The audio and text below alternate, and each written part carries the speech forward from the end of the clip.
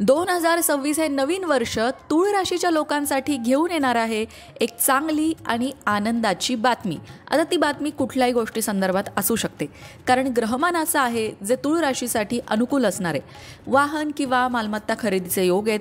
गुंतवणुकीतून सुद्धा लाभ होणार आहे.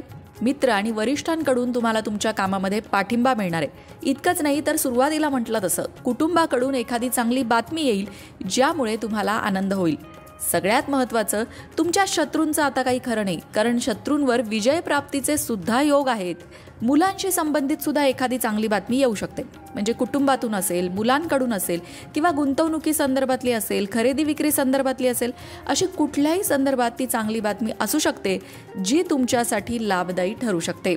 एखादी दीर्घकालीन समस्या जिच्याशी तुम्ही झगडताय, लढताय, त्या अडचणीतून सुद्धा 2026 हे वर्ष तुम्हाला मुक्ती देणारं ठरू शकतं. एकंदरीतच तूळ राशीसाठी चांगलं ग्रहमान 2026 मध्ये असणार आहे.